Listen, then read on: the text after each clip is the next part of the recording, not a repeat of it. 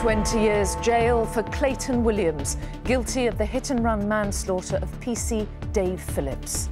PC Phillips was knocked down and killed by a stolen pickup truck. His widow paid tribute to the man her family has lost.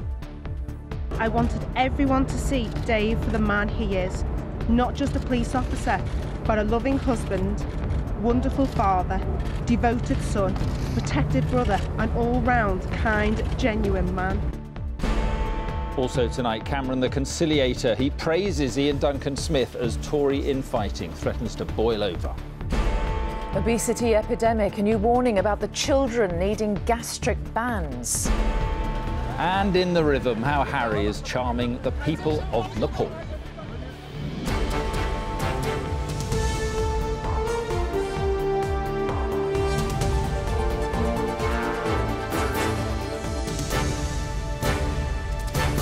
This is the ITV Evening News with Mary Nightingale and Mark Austin. Good evening. The widow of PC Dave Phillips broke down in tears today as she told a court the man who killed her husband had sentenced her and their two young daughters to a life in hell. His killer, Clayton Williams, was himself sentenced today to 20 years in prison for running the officer down with a stolen pickup truck last October. Williams was cleared of murder and convicted of manslaughter instead. But for the family of PC Phillips, he's still the man who destroyed their lives. Damon Green reports from Manchester Crown Court. He was proud to be a police officer, but his love was for his family. A family PC Dave Phillips left behind forever when he was run down and killed by teenage burglar Clayton Williams. Today, after seeing his killer jailed for 20 years, his widow Jen spoke of the man she loved, the man she wants everyone to remember. From the start, I wanted everyone to see Dave for the man he is, not just a police officer, but a loving husband, wonderful father, devoted son, protected brother, and all-round kind, genuine man. The last moments of PC Phillips' life were captured by the dashboard camera of a police car. It had pursued the stolen truck from the scene of a burglary in Wallasey on Merseyside, a pursuit that had continued for miles through residential streets at speeds touching 80 miles an hour. 6554 possession with a suspect. Officers had radioed ahead for Officer 6554 Dave Phillips to deploy a spike device called a stop stick to puncture the tyres of the truck and bring it to a halt. The camera captures his silhouette crouching in the centre of the dual carriageway. Seconds later, he'd been knocked down at speed and was dying of catastrophic injuries. Jen Phillips today recalled the moment she sat by his hospital bed, hoping against hope that he would survive. Sat next to him, held his hand.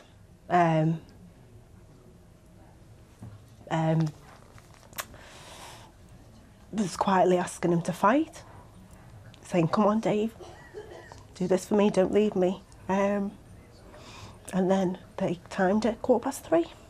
The jury had to decide when Clayton Williams crossed this central reservation. Was he using that stolen vehicle as a weapon, targeting the police officer who was trying to stop him, or was he simply trying to avoid being caught? Today, that jury decided that Clayton Williams had driven deliberately at PC Phillips and was guilty of manslaughter, but not murder. The life he took has been mourned ever since by the Phillips family, in public and in private. They want the world to know that the man who died, whose funeral was attended by almost the whole of Merseyside police, was more than a uniform, more than a collar number. The people from whom he took a husband, a father, a brother, a son, say theirs is a life sentence. Well, Jen Phillips addressed the court after Clayton Williams was found guilty today. She insisted that he remain there to hear what he has done to her life. When I wake up in the night, she said, I see the empty space where my husband should be sleeping. When the children cry for their daddy, I have to hold their hand while they cry inconsolably. That, it seems, is what the future holds for Dave Phillips' family. Damon Green in Manchester, thank you. David Cameron tried to calm unrest within the Conservative Party today after the reversal of budget cuts to disability benefits. He went out of his way to praise Ian Duncan Smith, who resigned as Work and Pensions Secretary over the cuts. Tonight, the London Mayor, Boris Johnson, said it would have been better if Mr Duncan Smith had stayed in the Cabinet to fight his battles. Here's our political editor, Robert Peston. Ian Duncan Smith, whose resignation over disability benefit cuts on Friday night has prompted the worst crisis David Cameron has faced as Prime Minister, and raised questions, even for Tories, about whether the Chancellor is fit to continue in office. So, how did the Prime Minister respond today to the charge from Duncan Smith that his government doesn't care enough about poor people? My right honourable friend, the member for Chingford and Woodford Green, spent almost a decade campaigning for welfare reform and improving people's life chances, and he has spent the last 6 years implementing those policies in government. My right honourable friend contributed an enormous amount to the work of this government, and he can be proud of what he achieved. So in burying Duncan Smith, the Prime Minister praised him. But he wasn't having any of Duncan Smith's criticism that George Osborne puts too much stress on cutting the deficit and not enough on rational reform of welfare. None of this would be possible if it wasn't for the actions of this government and the work of my right honourable friend, the Chancellor, in turning our economy around. So securing our economy, extending opportunity, we will continue with this approach in full because we are a modern, compassionate, one-nation Conservative government, and I commend this statement to the House. But Labour's leader tried not to show any compassion to the Chancellor. The budget has a big hole in it. It's really up to the Prime Minister to persuade his great friend, the Chancellor of the Exchequer, to either come here and explain how he's going to fill that hole, or perhaps he should consider his position and look for something else to do. Secretary of State for Work and Pensions.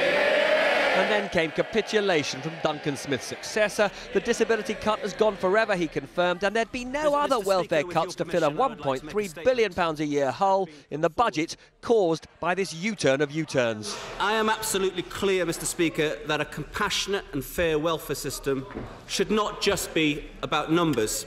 Behind every statistic, there is a human being. And perhaps sometimes in government we forget that. Boris, who shares Duncan Smith's passion for the UK to leave the EU, does he think his friend was also right to leave government? It would have been much better, quite frankly, if he'd stayed in and fought his point of view from within the cabinet.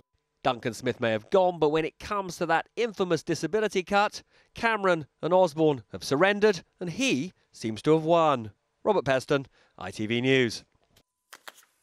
A controversial police investigation into claims of an historical Westminster paedophile ring has been shut down after costing more than £2 million over 16 months and producing no results. Paul Davis reports on the demise of Operation Midland. This investigation casts the darkest of clouds over the reputation of prominent political figures and military commanders. Rape, paedophilia, even murder were among the accusations levelled, but there was no evidence to support them, and now the case is closed. Former Tory MP Harvey Proctor was said by an alleged victim to be a member of a VIP paedophile ring. He has angrily denied that and the claim that he murdered 2 boys. I am a homosexual. I'm not a murderer. I'm not a paedophile or pederast. Today, his lawyer said Mr. Proctor had paid a price despite being cleared.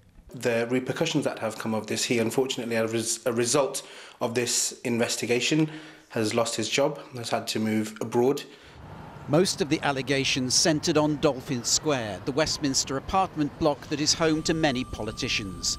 A witness known as Nick claimed in the 70s and 80s he and other boys were brought here to be abused. Former Home Secretary Leon Britton was said to have been a part of the ring, as allegedly was former Prime Minister Edward Heath, neither alive to defend themselves, but distress caused to those close to them. The collapse of this investigation, after all the sensational headlines it's attracted, is deeply embarrassing for the Metropolitan Force and has already led to calls for a public inquiry and for the resignation of senior officers, including the Commissioner, Sir Bernard Hogan-Howe. But there will be no official apology. I regret any distress that is caused to any individual, of course I do, but the Met can't apologise for investigating serious allegations.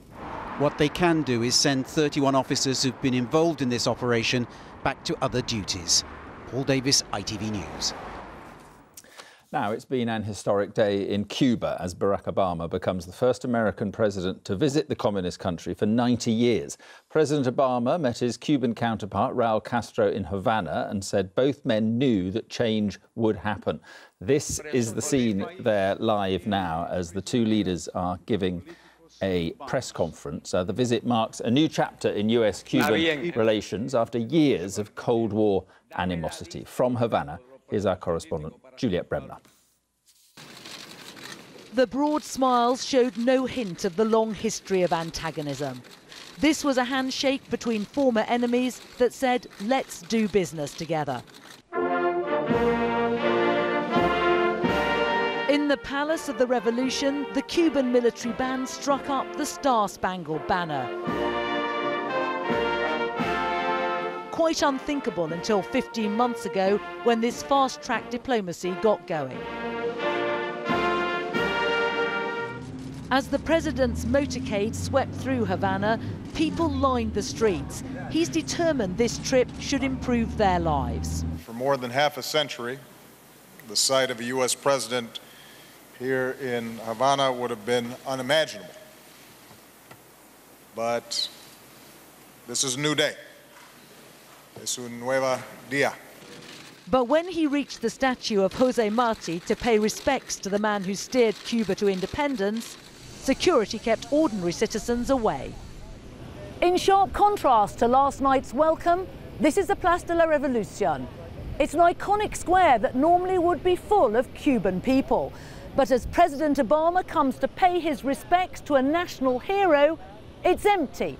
A reminder this is still a tightly controlled communist state.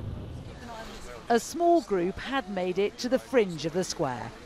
Yes, just tiny figures in the distance. They are very far from here. But I don't want to lose the opportunity to see President Obama. The pomp and ceremony may seem far removed, but if relations continue to flourish, it will revolutionise lives on the island. Juliet Bremner, ITV News, Havana.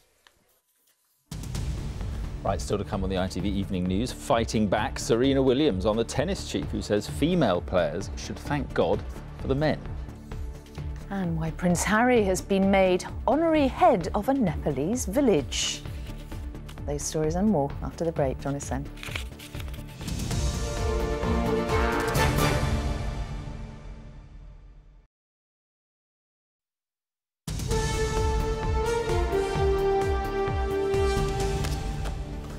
Welcome back. One of the country's leading paediatricians has told ITV News he fears obesity in children is getting worse. Dr. Simon Chapman says that increasingly he's having to treat children for problems he used to see only in adults. ITV News has learned that 24 children between the ages of 13 and 17 have been given gastric bands in England since 2013.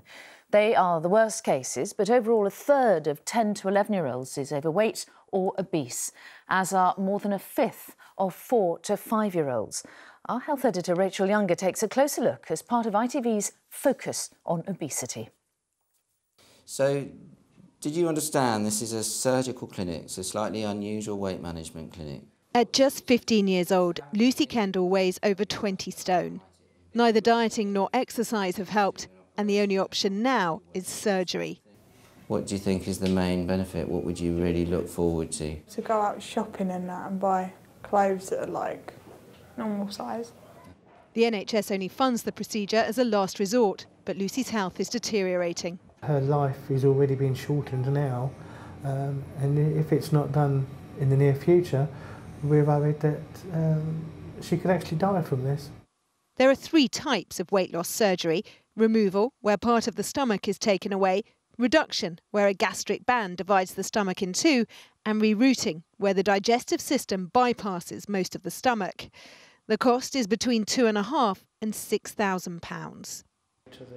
But more and more children are developing conditions that only used to be seen in adults. Most clinics, certainly around here, will have, now young people presenting even with type 2 diabetes. Type 2 diabetes has the average age of onset in the UK is 40 years of age, to give you an idea. So to be able to see it now in children is quite astonishing. Back at home, Lucy's father, who's already lost part of his foot to diabetes, blames himself. I feel guilty for however I've brought her up, that she feels unable to say, no, I don't want that. Do you feel like you are able to make the right choices when it comes to food? I do eat proper meals, but then I have like snacks in between, you know, which consists of anything really. You know, when you go into a shop and you can get a small punnet of strawberries for £2 or a 24 pack of crisps for £2, you're going to buy the 24 packs of crisps for £2. Lucy's case may be extreme, but with the second highest rate of childhood obesity in Europe, there are still too many children struggling to cope. Rachel Younger, ITV News. New video has emerged of the moment on Friday when Belgian police captured Europe's most wanted man.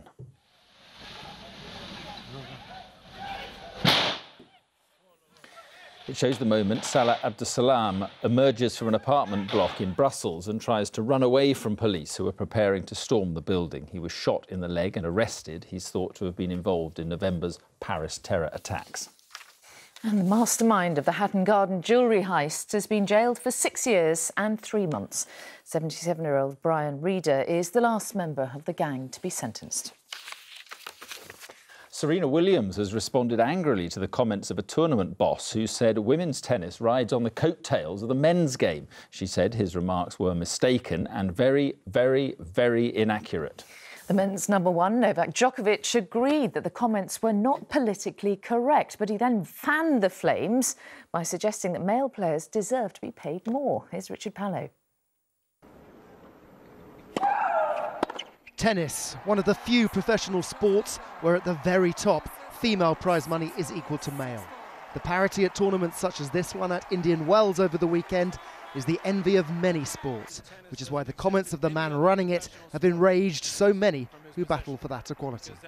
They ride on the coattails of the men, they don't make any decision, then they're lucky, they're very, very lucky. If I was a lady player, I'd go down every night on my knees and thank God that Roger Federer and Rafa Nadal were. Not something ladies number one Serena Williams will be doing anytime soon by the look of it. There's only one way to interpret that: get on your knees, which is offensive as enough, and thank a man, which is not. We as women have come a long way.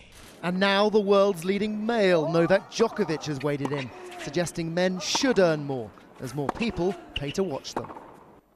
His is not a view shared here at Sutton Tennis Academy in Surrey, home to some of Britain's leading junior girls. What message does it send out to aspiring female tennis players when the world's number one male player says they should not be earning the same? Personally, for us working with female tennis players, I don't think it's a good message at all. For us, we've had people like Conte who's doing a great job for us, for our British tennis players here in England, and I think it's not going to help them to be working hard at such a young age if there's not going to be that equal prize money. Leaving ones for the future to wonder why this issue is not consigned to the past. Richard Pallow, ITV News, Sutton. And finally, Prince Harry has been indulging his passion for wildlife in Nepal. He's been visiting a national park to learn how the country is working to save its tiger population from poachers. And he's also been to visit some of Nepal's most remote villages, where he found a very warm welcome. Our correspondent Geraint Vincent is travelling with the Prince. Venturing deeper into the forests and waterways of this beautiful country, Prince Harry was indulging his love of the great outdoors in southwestern Nepal. Already sinking. This is a place where the Nepalese are trying to save some of the wildlife that makes this land so special. And in Harry, they found a lot of support. Conservation has been an issue close to Prince Harry's heart since his childhood. Here at the beautiful Bardia National Park, they've had a real problem with poaching, putting some of the world's most endangered species at even greater threat. Further into the forest, the Prince tested a system which helps to monitor the movement and number of tigers in the national park. Just a few years ago, there were only 18 tigers left here. Since then, the army has been deployed to deter the poachers, and their numbers have almost tripled. I spent about 45-50 minutes with Prince Harry. The level of his knowledge, his understanding on environment and also wildlife was amazing. A change of scenery and time to don the rucksack, for some trekking in the hills and to call in on some of the most remote villages in the country. Harry was an honoured guest, and there were dances and songs of welcome, interrupted by a sudden rainstorm. Under shelter, everyone joined in. He's concerned with more serious things these days, but when he has to, the Prince still knows how to party. Geraint Vincent, ITV News, Western Nepal. He's enjoying himself. He certainly is. That is off now. Julie Etchingham will be here with news at 10. But from all the team here, have a very good evening. Bye-bye.